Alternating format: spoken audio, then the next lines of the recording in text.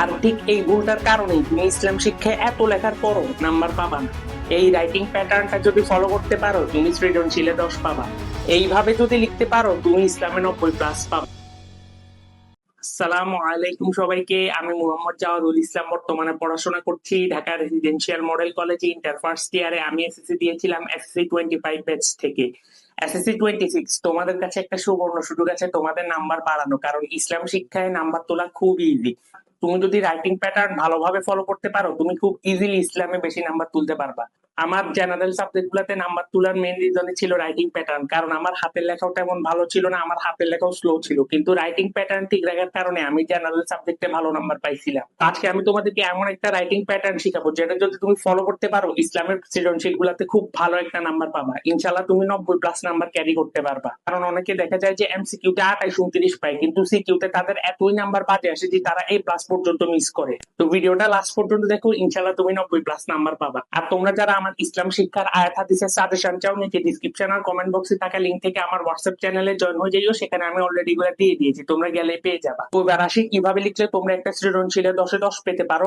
প্রথমে তোমরা যে জিনিসটা ভুল করো, তোমরা কি করো, উপরে লেখো 1 নং প্রশ্নের উত্তরের পর ক দিয়ে নিচে লেখা স্টার্ট করো। এটা লেখাও ঠিক আছে, বাট আমি তোমাদেরকে আরো একটা জিনিস শিখাই দিই। তোমরা প্রত্যেকটা সৃজনশীলের আগে 1 নং প্রশ্নের উত্তর পাশে দিয়ে ব্র্যাকেটে ক লিখবা। এই লাইনটা পুরা লেখার ট্রাই করবা। এই লাইনটা পুরা লেখার কারণে তোমার মার্কিংটা বোঝা যায়। অনেক সময় তোমরা যে ক খ গ দিয়ে লেখো, এই সময় মার্কিংটা বোঝা যায় না, কোনটা ক কোনটা খ কোনটা ঘ, স্যার একটু কনফিউজ হয়ে যায়। তোমরা যদি 1 নং প্রশ্নের উত্তর এভাবে পুরাটা লেখো তাহলে স্যারদের বুঝতেও সুবিধা হবে, আর স্যারদের তোমার সম্পর্কে ইমপ্রেশনটাও ভালো থাকবে যে না, ছেলেটা ভালোভাবে মার্কিং করে দিছে, একে ভালো নাম্বার দেওয়া যাবে।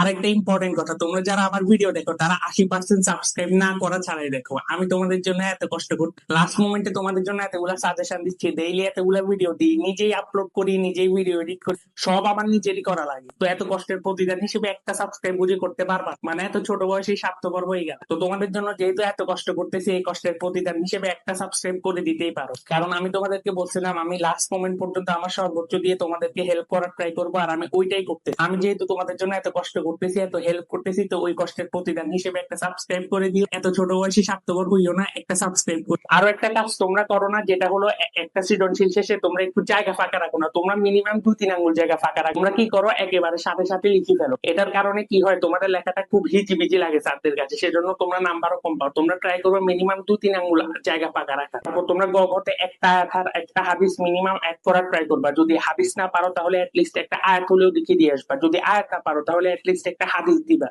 এটার কারণে কি হয়, স্যাররা বুঝে যে না, ছেলেটা বাসা থেকে পড়াশোনা করে আসছে, তখন স্যাররা তোমাদেরকে নাম্বার দিবে। আমি বলবো তোমরা যদি আয়াত হাদিস না পারো তাহলে ওইটা ছাড়াই লিখে দিয়ে আসো, অ্যাটলিস্ট বানায় লিখো না, কারণ এটা ইসলাম শিক্ষা ভাই। এটা বাংলার ইংলিশ না যে তুমি বানায় লিখলে নাম্বার পাই গেলে, এটা ইসলাম শিক্ষা। একটু ভেবে চিন্তে কাজ করিও। এবার আসি আয়াত হাদিস কিভাবে লিখলে তুমি 10-এ 10 পাইতে পারো। আমি তোমাদেরকে আগের ভিডিওতেও বলছি, এই ভিডিওতেও বলে দিই, তোমরা আল্লাহ তাআলা বলেন, রাসূল সাল্লাল্লাহু আলাইহি ওয়াসাল্লাম বলেন, এর পাশে হাইফেন দিয়ে সাথে সাথে লেখা শুরু করিও না, নিচের লাইনে লিখবা। তারপরে আয়াত বা হাদিসটা শেষ হওয়ার পরে পাশে দিয়ে রেফারেন্স দিয়ে দিবা না, একটু নিচে দিবা রেফারেন্সটা। এতে তোমাদের পেজও বাড়বে আর তোমার লেখাটাও একটু গুছানো দেখাবে। আয়াত হাদিস আরবিতে লেখা লাগবে না, তোমার লেখার দরকার নয়, তুমি বাংলাতেই লিখবা। মাদ্রাসার স্টুডেন্টরা আরবি পারে তাই তারা আরবিতে লেখে, তোমাদের লেখার দরকার নাই, তোমরা বাংলা লিখলেই নাম্বার পাবা। আর রেফারেন্সে যদি তুমি আয়াত নাম্বার ভুলে যাও, তোমার যতটুকু মনে আছে, তোমার সূরার নাম মনে আছে, সূরাটাই লিখে দিবা। কথার কথা সূরা ফিলের একটা আয়াত, তোমার আয়াত নাম্বার মনে নেই, তোমরা আয়াত নাম্বার ছাড়াই লিখে দিবা। হাদিসেও সেম কাজটা, ধর কথার কথা এটা বুখারী শরীফের হাদিস, তোমার হাদিস নাম্বার মনে নেই, বুখারী শরীফই লিখে দিবা। গয়ের জন্য মিনিমাম 3 প্যারা করবা। শুরুতে লিখবা যে এটা যৌক্তিক কিনা, ওই লাইনটা লিখবা, তারপর মিডলে ব্যাখ্যা করবা, আর লাস্ট লাইনে তাই বলা যায় এভাবে এটা ফিনিশিং করবা। 4 প্যারাও করতে পারো, সমস্যা নাই, আমি 3 প্যারা করতাম। ঘয়ের জন্য অবশ্যই 4 প্যারা করবা। আরেকটা জিনিস অবশ্যই খেয়াল রাখবা, কাটাছেঁড়া যত কম করা যায় তোমার খাতা তত বেশি সুন্দর থাকবে। প্রেজেন্টেশন অবশ্যই ম্যাটার করে, তোমার খাতের লেখা খারাপ হলেও কাটাছেঁড়া কম করলে তোমার লেখাটা সুন্দর দেখা যাবে। তোমার প্রেজেন্টেশন যত ভালো হবে সারা তোমাকে তত বেশি নাম্বার দিবে। সারা যদি শুরুতেই তোমার খাতায় কাটাছেঁড়া দেখে একটা নেগেটিভ ইমপ্রেশন তৈরি হয়, আর পরবর্তী সৃজনশীলগুলোতে তোমাদেরকে নাম্বার কম দেয়।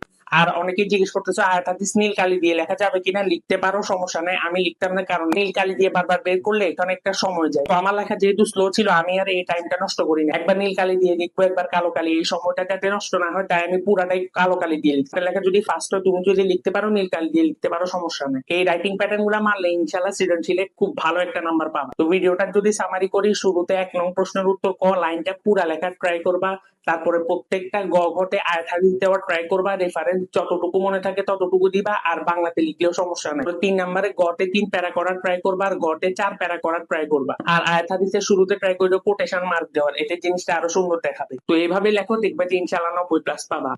দেখা হবে নতুন কোনো ভিডিওতে।